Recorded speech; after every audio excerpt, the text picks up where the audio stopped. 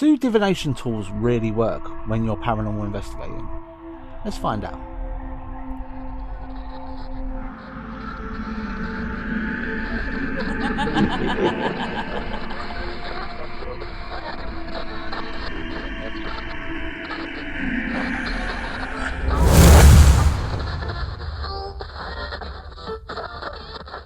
Hello everybody and welcome to another episode of Truth Collective Plus, where we take a deep dive into the world of paranormal investigations and we seek that truth. I'm your host Damon Penny, the host here and paranormal investigator within the team, and today we are looking at divination. Does divination really work when you're out on your investigations, and is it something that we need to use when we're out investigating? Now, what is divination? Divination is the searching for a hidden knowledge using otherworldly tools, whether that be tarot or scrying or runes. These things can be used within an investigation. Divination is an old school style of investigating. Now, Google determines divination as a practice of seeking hidden knowledge, understanding or future predictions, through rituals or omens or supernatural guidance. It spans various methods, which we'll look into soon. Now, how do divination tools work?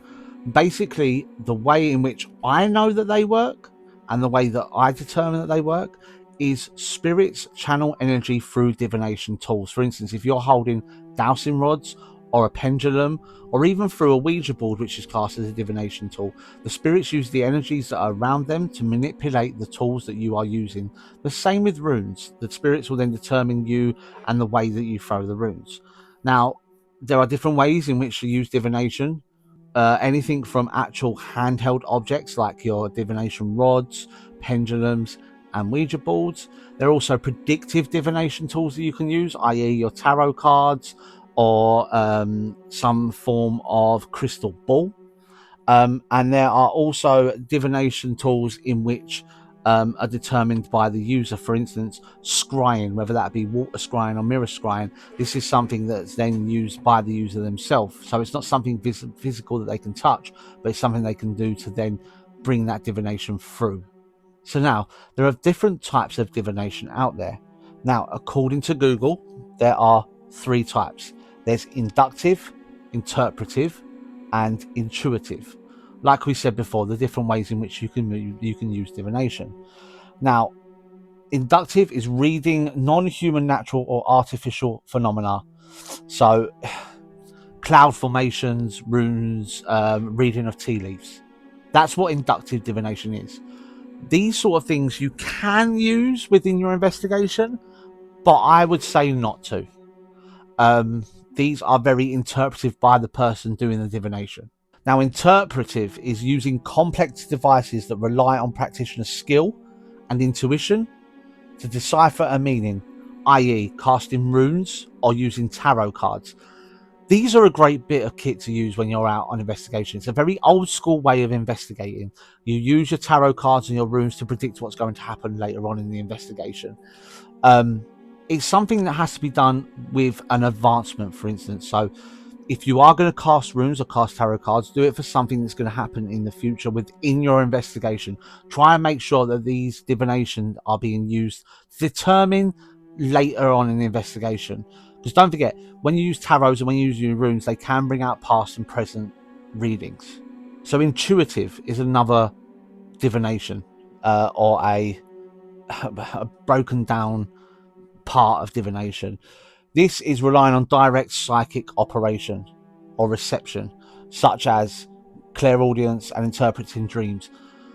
This is where your divination rods, your Ouija boards, your pendulums, and all your other divination tools that you're going to use within your investigation come into play. They are used as a receptive through a psychic. You can, as a non-psychic, use these, but you have to be open to what results are going to be coming through. If you're very closed off in the sense of, I don't get anything, nothing's going to happen to me, these things are not going to work for you. So you have to understand is you have to be receptive and open to using the divination tools. So, for instance, if you're using dowsing rods or a pendulum, my go-to advice would be to use them through a psychic medium or someone who's spiritually in tuned, so that these will then work.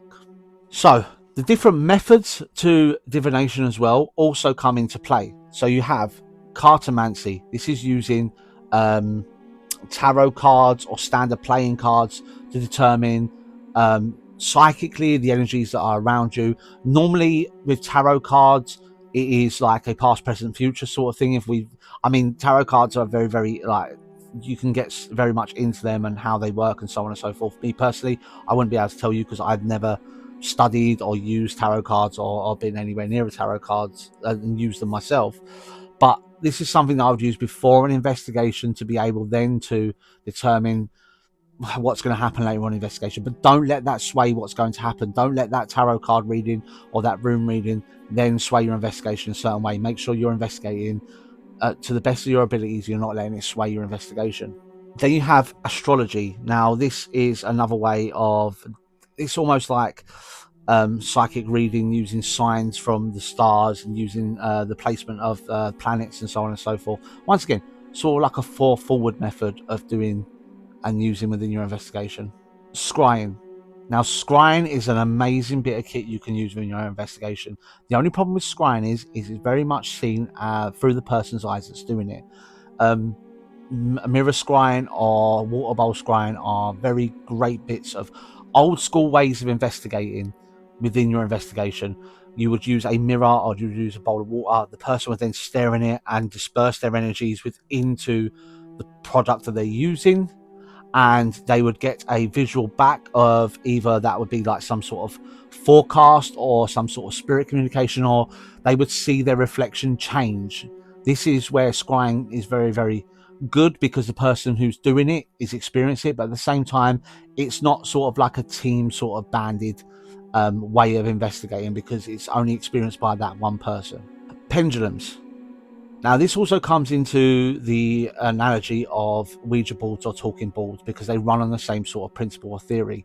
The person or the persons using the pendulum or the Ouija board or the talking board would then put their energies through what the pendulum or the planchette that they're using, and the spirits were able to communicate via those. They're able to move these using the energies of the person or people using it. It is a great way of determining communication.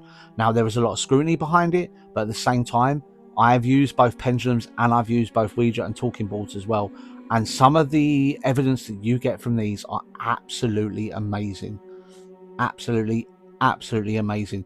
Because as long as you've got people there that are able to sort of like clear their minds and put their energy within the item that they're using, it just allows you to get some great bit of evidence. If you think about it this way, a Ouija board or a talking board has letters and numbers on it.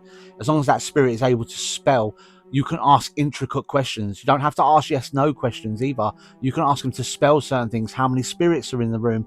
The same with the pendulum. You can have a pendulum with a board underneath it that has letters and also has yes/no and has numbers. You can get that pendulum to swing, get the spirit to swing that pendulum towards them. It allows you to get more intricate answers from the spirits that are there. There are a lot of arguments for and a lot of arguments against divination. The old school investigators out there that investigate using the old school ways, i.e. divination methods, will say that it works amazingly. But the arguments against this are also based within science as well. You have things like involuntary muscle movements, especially if you're holding a pendulum. If you're holding a pendulum, there's no way in which you can determine and get in your actual arm to be completely still. There are involuntary muscle movements within your arm that will then move the pendulum according to science. So these are some of the arguments against using divination tools.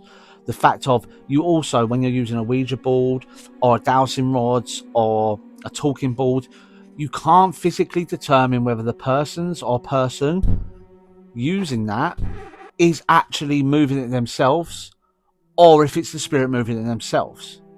You see what I mean? It's a hard argument to say that the spirit's moving it because the people watching your live or people watching your episodes or people watching your investigation can only see you or the other people moving it. So it is very scrutinized, divination tools, and this is the problem with it. I think they're an amazing bit of kit to use within your investigations. And yes, you can remove the scrutiny away by using K2s and FLIR cameras and REM pods and thermal imaging cameras to then sort of like have the backup of what's happening. But at the same time, if you're just using a divination tool on its own, it will be scrutinized massively. And my final thoughts on divination tools, like I've just said before previously, I believe that they have a place within paranormal investigating. We ourselves here at Truth Collective pride ourselves on using old and new scientific ways of investigating, because I believe both can go hand in hand to create the best evidence that you can get. For i.e., for instance, like I've said, if you've got a pendulum going and then suddenly you create a cold spot behind you and that's picked up on a FLIR camera and you are getting intelligent responses from the pendulum, it's a double barrel. It's a great bit of evidence. But I feel that divination tools and divination equipment need that secondary part of evidence. It needs that newer scientific evidence to back it up. You cannot just rely on divination evidence alone, because it'll be scrutinized massively. Now, divination is not something that you should be overlooking within your investigation.